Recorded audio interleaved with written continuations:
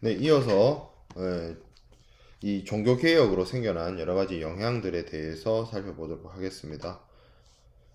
이 구교와 신교 간의 전쟁이 치열하고 그리고 당연히 탄압이 붙겠죠. 당연히 탄압이 이루어지게 되기 때문에 이런 혼란과 공포 속에서 많은 신교도들이 구교 지역을 떠나가지고 신교 지역으로 이주를 해 가는 현상들이 나타나게 됩니다. 이런 이주는 결국에는 어, 그, 이, 여러 가지 그들이 보통 종사하고 있는 뭐 노동력이 단순하게 옮겨가는 것도 있지만 이들이 갖고 있는 어떤 기술이나 이런 것들이 이전하는 문제를 낳기도 합니다. 특히 이제 뭐 위그노들의 경우에 그런 경우가 되죠. 그래서 종교적인 의미에서의 종교 자신의 종교를 찾아서 이주하는 것이 단순히 노동력의 이전이 아니라 뭐 굉장히 에, 기술의 유출이 쉽게 말하면 기술 유출과 오늘날로 치면 기술 유출과 같은 사례들이 나타나게 되는 거죠. 뭐 몇 가지 사례를 좀 살펴보면 1492년에 이베리아 반도에서 이제 이때 레콘키스타가 완성이 돼가지고 그 이 지역에 이제 이슬람들이 어느 정도 축출되고 난 다음에는 약간 그 종교적인 어떤 카톨릭이죠. 카톨릭의 어떤 그 어떤 열기라고 해야 될까 이런 것들이 좀 강해지면서 유대교를 일종의 이교 같은 이슬람처럼 이슬람교처럼 사실 이슬람교, 유대교, 기독교, 천주교가 다 다른 종교죠. 그래서 이 유대교들도 쫓아내야 됩니다. 이슬람교만 축출하는 것이 아니라 유대교도들을 쫓아내고 사실 이 유대교를 믿는 사람들이 유대인이죠. 그래서 이들이 쉽게 말해서 이베리아 반도에서 축출당하게 되고 근데 보통 이 유대인들이 보통 여러 가지 어떤 상업이라든지 금융업 이런 것들을 많이 했었기 때문에 이들이 이제 이베리아 반도에서 쫓겨나게 돼서 이들이 지금 오늘날의 터키라고 볼 수 있는 오스만 투르크라든지 베네치아라든지 이런 것들로 옮겨가게 되고 베네치아에서는 이 유대인들이 모여 사는 지역을 이제 게토라고 하게 됐는데 이게 굉장히 아픈 역사고 반복되지서는 안 될 역사이긴 한데 세계 2차 대전 시기에 나치 독일이 유대인들을 인종 학살을 할 때 그 유대인 거주 지역을 이렇게 게토라고 해서 이렇게 노란 그 다윗의 별을 달아서 구분을 하는 그런 악행을 저지르기도 했죠. 자, 그리고 이 1566년에 스페인의 지배를 반기를 든 네덜란드가 1579년에 이제 독립을 하게 됩니다. 네덜란드란 나라 뭐 다 알죠. 이 네덜란드, 벨기에 이 지역이 원래는 스페인의 식민지였어요. 스페인 땅이었어요. 뭐 그게 사실 왜 그러냐고 따지면 그게 또 합스부르크하고 또 연결되고 신성 로마 제국 황제하고 연결되긴 하는데 우리가 거기까지는 올라가지 말고 스페인은 전통적인 카톨릭 국가입니다. 근데 이제 이 네덜란드 지역에 신교도들의 국가가 건립이 되죠. 그래서 이 지역으로 유럽 대륙에 있던 많은 사람들이 에, 이 프랑스라든지 이 지역에 있던 많은 사람들이 자신의 종교의 자유를 찾아서 암스테르담으로 들어가게 돼요. 옮겨가게 되는 거죠. 근데 이 그 중에서 이 프랑스 지역에 살고 있는 프랑스도 전통적인 카톨릭 국가인데 프랑스 안에서도 그 개인의 어떤 종교적인 어떤 신념에 따라서 신교를 믿는 사람들이 있을 수 있는데 그 사람들을 이제 위그노라고 했습니다. 근데 이 사람들이 이제 종교의 자유를 위해서 영국으로 건너가기도 하고 네덜란드 쪽으로 가기도 하고 스위스 쪽으로 옮겨가기도 하게 됩니다. 근데 이 사람들이 굉장히 어떤 기술자이거나 이런 경우가 많아가지고 어떤 프랑스의 공업 발전에 굉장히 큰 저해가 일어나는 사건이 됩니다. 위그노의 이게 이제 프랑스 역사상 위그노의 축출, 위그노의 어떤 어떤 어, 추방, 위그노에 대한 추방이라는 사건으로 연결되어서 굉장히 좀 뭐 그 어떤 국가적인 손해, 종교가 다르다는 이유로 사람들을 이제 내쫓는 그런 일들이 일어나게 되죠. 이 막스 메버라는 학자가 이, 그 기독교, 개신교라고 하는 프로테스탄트의 윤리가 그 일상생활에서의 수행 같은 것들을 강조하는 측면이 있기 때문에 일단 근면성실을 하고 검소검약해야 되는 그런 것들이 있죠. 성실하게 일을 해야 되고 그런 것들이 오늘날의 자본주의의 정신을 고취시켜서 결국에는 상공업 발달, 자본주의 발전 이런 부분에 긍정적인 기여를 했다라는 뭐 입장을 갖고 있긴 합니다.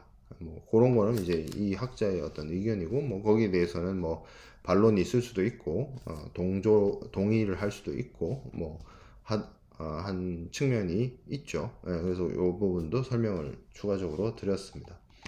자, 그리고 이 어떤 종교적인 이슈와 함께 어떤 변화가 이 시기에 일어나게 되냐면 사실은 엄밀하게 따지면 이 종교개혁이나 이런 이슈보다 조금 앞선 시기예요. 이 신학로 개척은 이 15세기 후반, 그러니까 연도로 치면 한 1400년대 후반에 들어와서 이제 지리적 혁명이 발생하게 됩니다. 이거를 이제 뭐 신학로 개척이라고 얘기하기도 하고 신대륙 발견이라고 이야기하기도 하고 대항해 시대라고 이야기하기도 합니다. 이거는 결국에는 유럽 사람들의 그 세계에는 전통적인 카톨릭의 그 마인드에는 지구는 평평하고 그리고 이 그렇기 때문에 지구까지 가면 지옥으로 떨어진다 뭐 그런 거 있었죠. 그리고 뭐 그 지구가 태양을 도는 것이 아니라 태양이 지구를 돈다 뭐 그런 것들을 이제 믿던 시기였잖아요. 그런 것들이 여러 가지 과학적 발전에 의해서 뭔가 의구심이 제기되기도 하고 물론 의구심만 갖고 여러 가지 과학적으로 입증하고 증명을 하려 해도 종교적인 어떤 탄압이나 종교적인 사회적인 강한 종교적인 사회 분위기상 그걸 제대로 얘기하지 못했지만 뭐 기술적인 부분에 있어서 측량술이라든지 항해술이라든지 조선술이라든지 이런 것들이 발전을 하게 되면서 뭔가 이제 밖으로 탐험을 하고자 하는 의지와 사람들이 나타나게 되죠. 그리고 이런 것들이 결국에는 그 인류 문명이 이제 발전하게 되고, 기존의 사람들이 잘 알지 못했던 새로운 세계와 연결이 되고, 오늘날 이때까지는 지구에 살고 있는 이 인류들이 각각 자기의 지역에서 자신들의 문화와 사회와 국가를 형성시켜서 발전해 갔다면 진정하게 이 시기 이후부터는 세계가 연결이 되어서 지구촌, 글로벌한 어떤 단일 지구촌이 하나의 문명으로 연결되는 단일 세계로 되지 않았나라는 생각이 듭니다. 이것의 원인에는 이런 식으로 지리적 혁명, 뭐 대항해 시대가 시작된 원인에는 뭐 여러 가지 이유들이 있을 수 있습니다. 그리고 그 원인에는 경제적인 이유가 저는 크다고 봐요.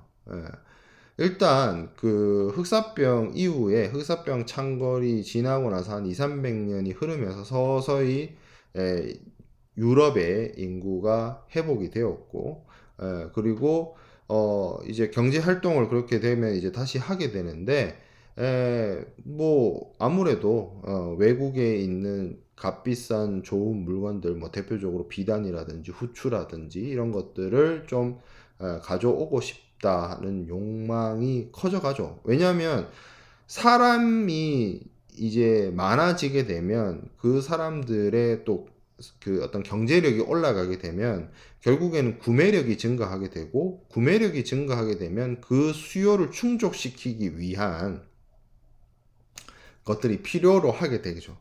그래서 그런 어떤 무역을 증가시키고 싶은 욕망들이 커져 가는데 오히려 그러한 무역을 할 수 있는 루트가 중단되게 됩니다.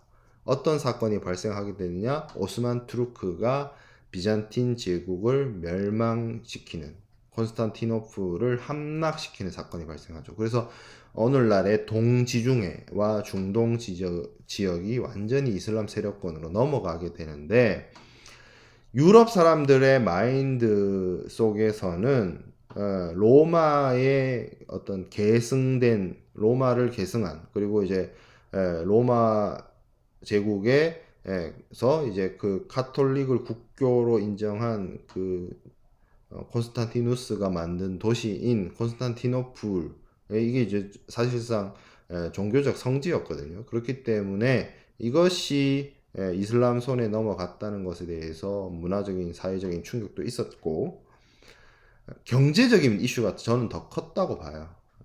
이 지역이 완전히 이슬람 세력권으로 넘어가게 되면서 아시아, 인도, 중국이나 인도에서 들어오는 여러 가지 비단, 뭐 향신료 이런 것들의 그 무역망이 어떤 방해를 받거나 아니면 여러 가지 장애가 생길 것에 대한 두려움이 있는 거죠.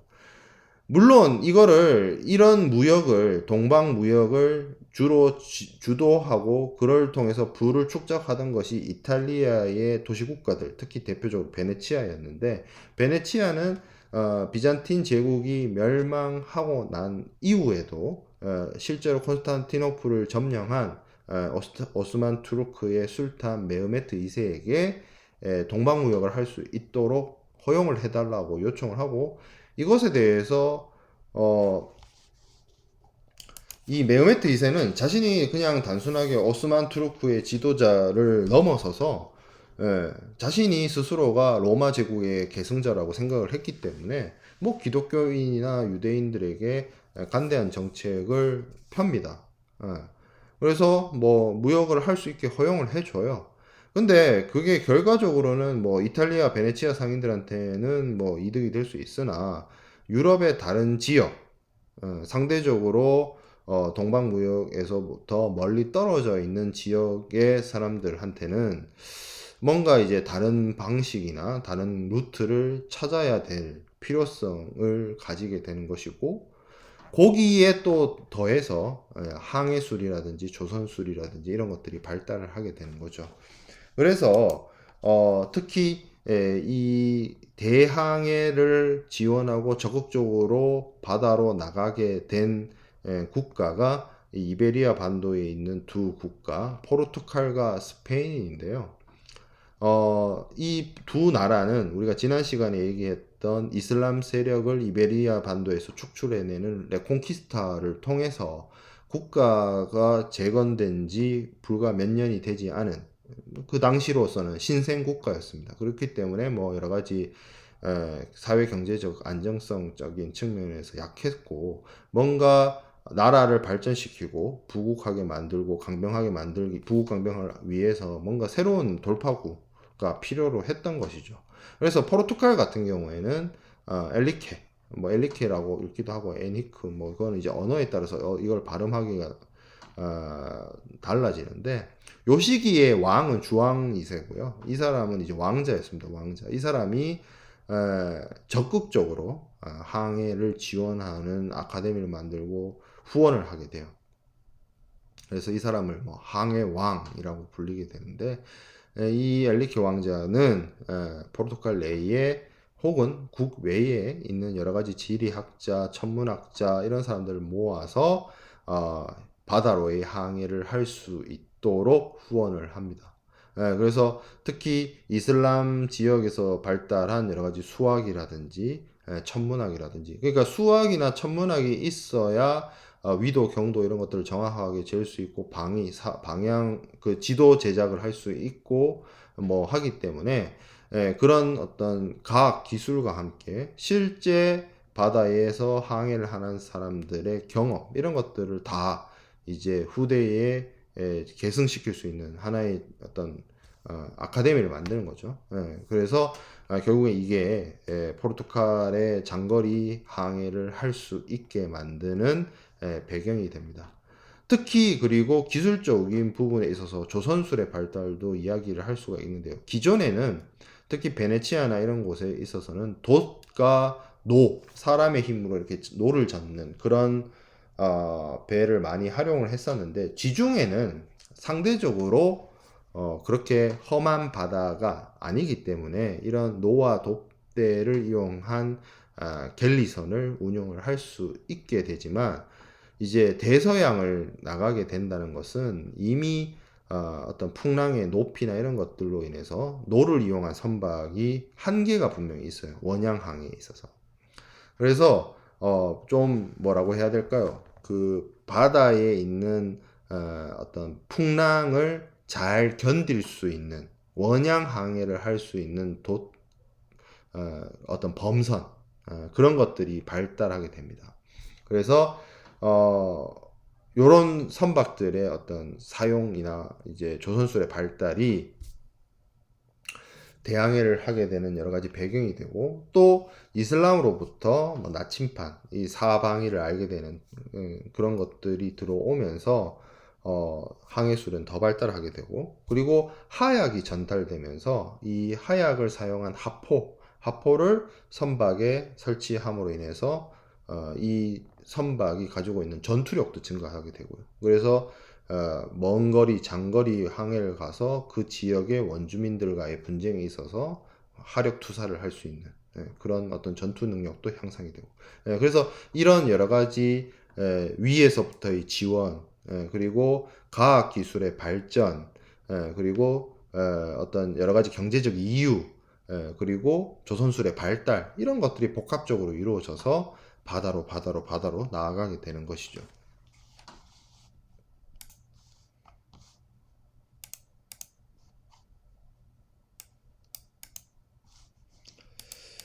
자, 이게 이제 포르투갈 리스본에 있는 어떤 동상인데, 여기 이제 요 앞에 제일 앞에 서 있는 사람이 이제 엘리케 왕자를 의미를 하고요. 요게 이제 카락선이라는 선박입니다. 굉장히 보면 이제 이 베이의 그 높이라고 할까요? 이게 굉장히 높죠. 그래서 원양 항해를 할 수 있게끔. 그래서 이 사각도가 여기 앞에 두 개는 이제 사각도시고, 그래서 이 사각도의 경우에는 뒤에서 오는 바람을 앞으로 실어서 갈 수 있게끔. 그리고 요 뒤에 두 개의 돛은 이제 삼각돛을 다는 거죠. 그래서 역풍을 활용할 수 있게끔. 그리고 여기 배 뒤쪽에 이 방향타를 도와주고 그 바람과 조류의 힘으로 항해를 할 수 있는, 요게 이제 카락이고, 이게 되게 깊게 생겼잖아요. 요거는 이제 캐러벨입니다. 캐러벨이라고 해서 요거는 사각도시 두 개 달려 있고 뒤에 이제 삼각도시 하나 달려 있는 형태. 그래서 이게 조금 더 소형이에요. 그래서 이것이 조금 더 원양항에 적합한 모습이고, 요거는 이제 근해, 좀 가까운 바다에서 사용하는 그런 것이 이제 형태입니다. 요게 이제 캐러벨이고 요게 카락인데, 그 원피스에 나오는 고잉 메리호 있잖아요. 고잉 메리호가 요런 그 캐러벨이에요. 그리고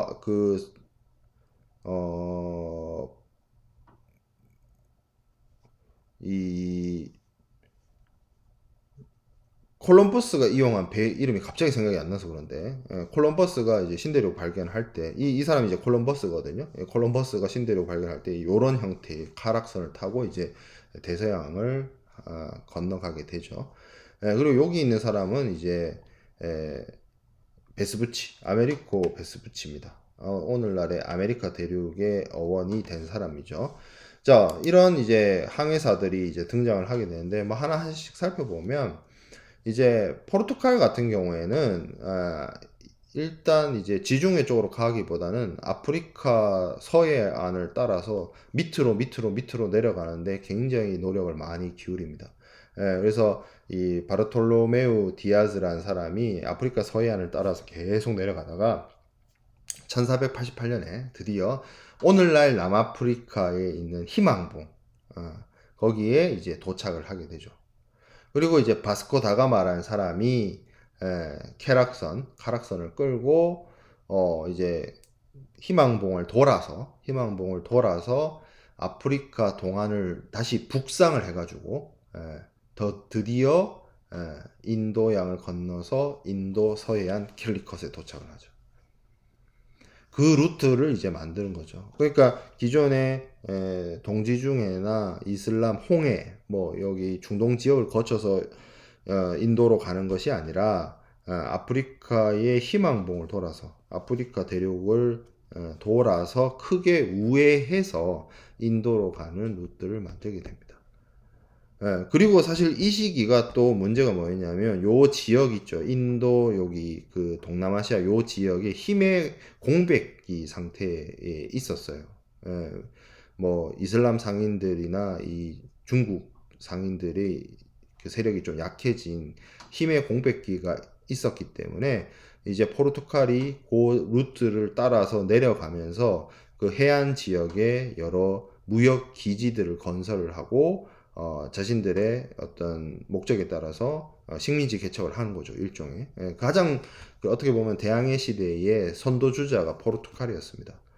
그리고 이제 유명한 콜럼버스가 등장을 하죠. 콜럼버스는 원래 이태리 사람이에요. 제노바 출신이고 포르투갈 사람들이 아프리카 대륙 밑으로 이렇게 돌아가지고 인도를 갔다면 자기는 이렇게 생각한 거예요. 지구가 이제 둥그니까 서쪽으로 이렇게 쭉 가면 이렇게 돌아서 이제 인도에 도달할 것이다 라는 생각을 하고 그 당시에 스페인의 군주였던 이사벨라 여왕의 후원을 입고 1492년에 항해를 시작하죠. 그래서 힘들게 도착을 합니다. 근데 거기가 인도가 아니라 오늘날 카리브해 지역의 이제 서인도 제도라는 곳이죠. 물론 그것이 이제 그 콜럼버스는 자기가 죽을 때까지 인도라고 믿었다라고 하는데 불과 얼마 안 가서 1499년에 이탈리아의 다른 탐험가인 아메리고 베스푸치에 의해서 여긴 인도가 아니다. 완전히 새로운 곳이다. 라는 것을 밝혀집니다. 그래서 이 아메리고 베스푸치에 의해서 이 대륙, 새로운 발견된 대륙이 이제 아메리카라고 명명이 되긴 하죠. 물론 이 아메리카 대륙이 이 두 사람이 먼저 발견을 했다라고 하긴 좀 그래요. 그 이전에도 분명히 바이킹들이 북유럽의 바이킹들이 북아메리카 쪽으로 건너가서 정착을 했다는 어떤 여러 가지 유적들도 있고요. 그리고 사실 거기 지금 인디언이나 그 아메리카 원주민들이 사실은 훨씬 예전에 훨씬 선사시대 이전부터 이것을 베링이나 이런 쪽을 건너가서 거기에 정착을 하고 이제 나름의 고도의 발달된 문명을 이제 아즈텍이라든지 마야라든지 뭐 잉카라든지 그런 문명을 개척을 했기 때문에 뭐 이 콜럼버스나 그 아메리고 베스푸치가 뭐 완전히 아무도 모르는 새로운 미개척지를 발견했다라고 하기는 좀 그렇지만 그 시대를 살아갔던 유럽 사람들한테는 전혀 모르던 것을 알려준 것이기 때문에 뭐 그거로서의 의미는 어느 정도 있겠죠. 그리고 이제 콜럼버스 같은 경우에는 자기는 이제 이게 이제 인도라고 굳게 믿었으니까 어떻게 보면 콜럼버스가 이게 인도가 아니라 이건 진짜 자기가 새롭게 발견한 새 땅입니다 라고 생각을 했으면 오늘날 미국이 유나이티드 스테이트 오브 아메리카가 아니라 유나이티드 스테이트 오브 콜롬비아가 됐을지도 모르겠다 라는 생각을 저는 한 번씩 하죠. 근데 뭐 아쉬워할 건 없어요. 미국의 수도 워싱턴 DC 할 때 그 DC가 콜롬비아 구라는 뜻이니까 미국의 수도의 이름이 남긴 거죠. 콜럼버스는. 그리고 남미에 또 콜롬비아라는 나라가 있기 때문에 뭐 그걸로 만족할 수 있겠죠. 뭐 안 만족한들 뭐 어떡하겠어요. 이미 죽은 사람인데. 어쨌든 이 두 사람의 이름을 따서 그 대륙이 이제 아메리카가 되었고 콜롬비아라는 이름이 뭐 남겨지게 됩니다.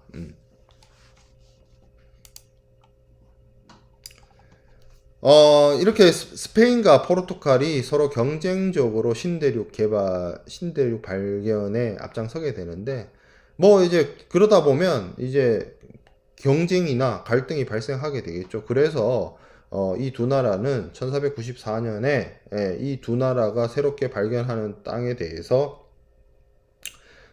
교황이 인정해달라라고 해서 이 지중해에 하나의 가상의 선을 그어서 동쪽은 포르투갈, 서쪽은 뭐 스페인 뭐 이렇게 하도록 합니다. 그래서 이 기준에 뭐 따라서 이 기준에 따라서 오늘날 남미 지역에서 브라질은 포르투갈의 영역이고 나머지 국가들은 이제 뭐 스페인의 영역이고 뭐 이렇게 돼요.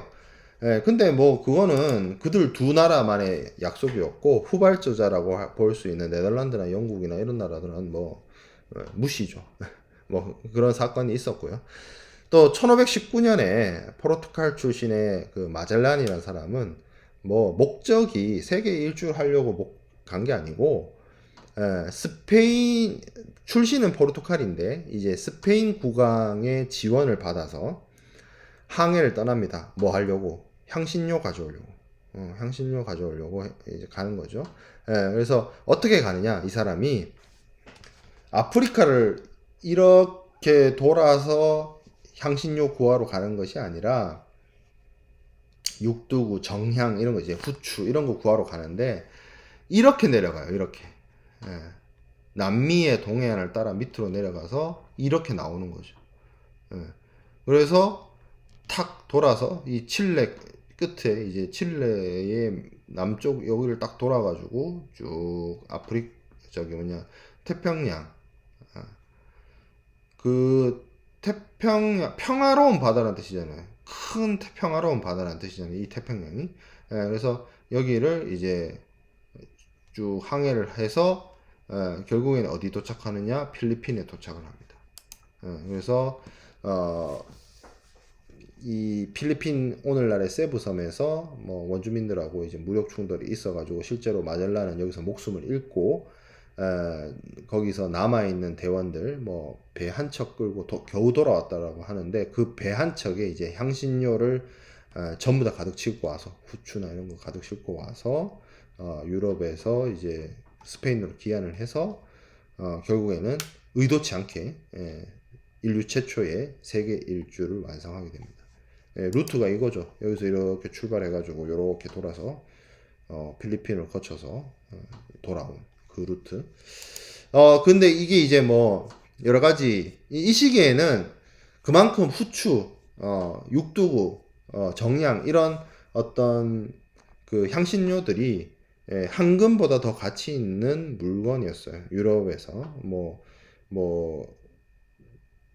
요 정도의 어떤 향신료를 구해오면 뭐 엄청난 뭐 집을 산다든지 할 수 있는 경제적인 혜택을 볼 수가 있었기 때문에 뭐 마진율이 뭐 몇천 %가 됐기 때문에 그런 것들을 이제 목숨을 걸고 바다로 항해를 할 수 있는 그런 상황이었던 거죠. 그런 것들이 뭐 충분히 그들에게는 뭐 도전할 수 있는 어떤 목표였던 것이죠. 뭐 그거는 그렇게 할 수 있었던 거는 이제 여러 가지 원인들이 있습니다. 뭐 포르투갈이 신생 국가로서 뭐 농사나 이런 기존의 전통적인 방식으로서의 경제 활동을 하기에는 기존에 있는 뭐 국가나 이런 것들과 경쟁하기에 약했기 때문에 새로운 어떤 경제적인 활로를 뚫기 위해서였을 수도 있고요. 뭐 여러 가지 원인이 있겠죠. 그리고 신생 국가였기 때문에 국가적인 차원에서의 지원도 있었을 것이고요.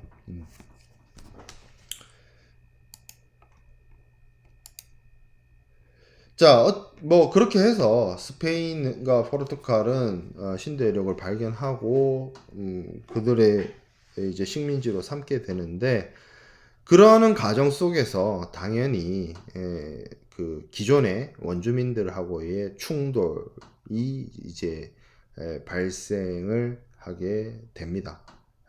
대표적으로 이제 이 지역에 살고 있었던 아즈텍 문명이라든지 마야라든지 잉카라든지 이런 원주민 국가들이 스페인의 침입자에 의해서 멸망당하거나 하는 사건들이 발생하게 되는데요. 1519년에 코르테스라는 사람은 유카탄 반도, 오늘날의 그 중미 지역이죠. 멕시코가 있는 그 지역에 이제 쳐들어가서 원주민들이 이제 치장하고 있는 뭐 황금이나 귀금속들을 뺏기 위해서 아즈텍으로 쳐들어가죠. 그래서 거기를 이제 기습 공격을 통해서 그 아즈텍 왕국의 수도인 테노치티틀란이라는 곳을 장악을 하게 됩니다. 뭐 거기를 이제 공방을 하게도 되긴 하는데, 원체 이 시기에 유럽의 침입자들이 가지고 있었던 말, 그러니까 이 당시에는 아메리카 대륙의 원주민들이 말을 뭐 길들이거나 하는 상황이 아니었기 때문에 말, 그리고 강철 무기, 그리고 대포, 총 이런 것들이 마야인들, 잉카인들에게는 너무 오버테크놀로지한 무기였던 거죠. 왜냐하면 뭐 이 시기에 기록에 의하면 잉카 제국은 아직도 뭐 청동기 내지는 석기를 이용한 어떤 시대였기 때문에, 석기 무기를 이용하고 뭐 그런 상황이었기 때문에 이쪽은 이제 청동이나 돌로 무장해서 싸우는데, 여기는 칼, 총으로 싸운다면 싸움 자체가 안 되죠. 그래서 단 500명의 병사로 국가 하나를 멸망시킵니다.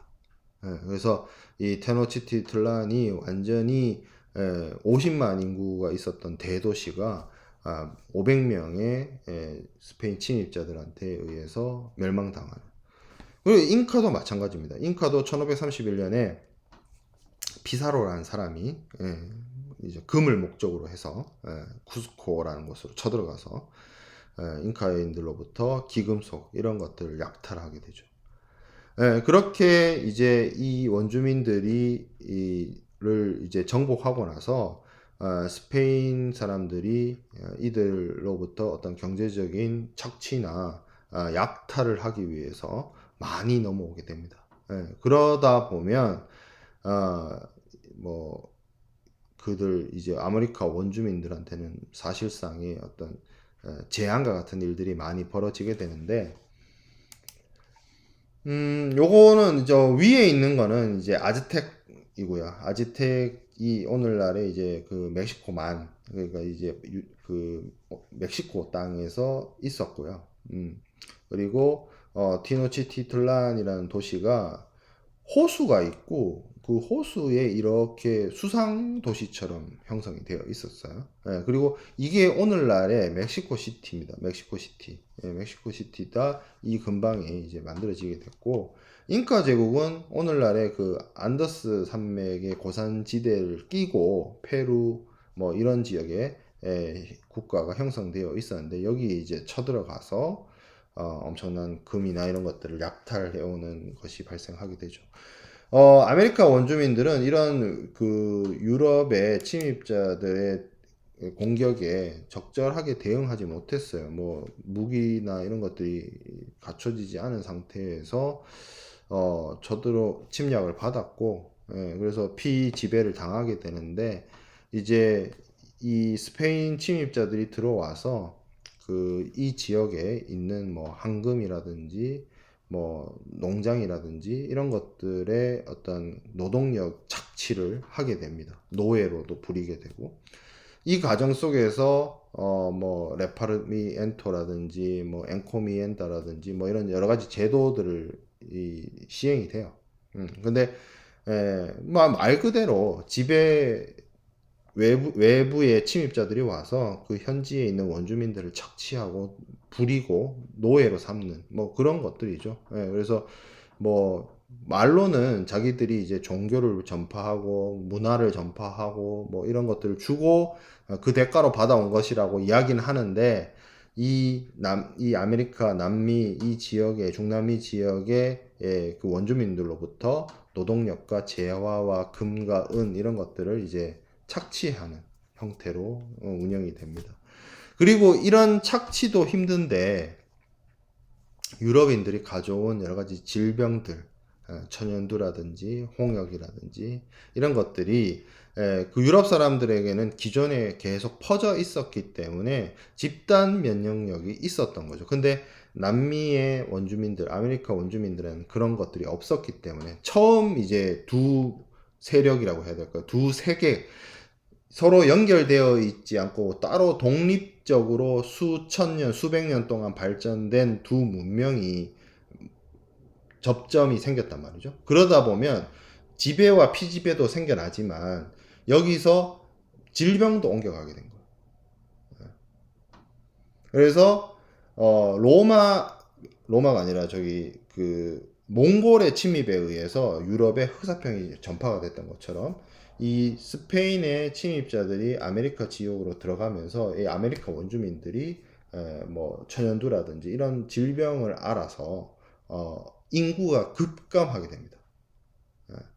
그러니까 지금 아메리카 대륙의 원주민이라고 할 수 있는 뭐 인디언이라든지 인디오가 생각보다 그 수가 많이 적은 게, 물론 시간이 많이 지났기 때문에 이 결혼, 혼혈로 인해서 그 어떤 민족색이 많이 옅어진 것도 있지만, 이 시기에 그 유럽의 사람들이 옮겨가면서 거기에서 노동력 착취라든지 학살이라든지 인종 청소라든지 뭐 그런 것도 발생하게 되고, 또 전염병이 돌아가지고 인구가 급감하게 되는 그런 일들이 있었기 때문에 지금 오늘날의 아메리카 대륙의 원주민이라고 할 수 있는 사람들의 수 자체가 많이 줄어들게 된 거예요.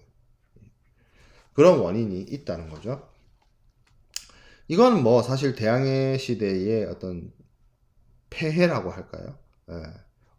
대항해 시대로 인해서 생겨난 문제점이라고 해야 될까요? 뭐 그런 것들이고, 대항해 시대의 결과로서 어떤 긍정적인 측면, 우리 국제 무역에서의 측면도 좀 살펴볼 필요가 있습니다. 그 부분은 수업 내용을 조금 끊어서 이어서 가도록 하겠습니다.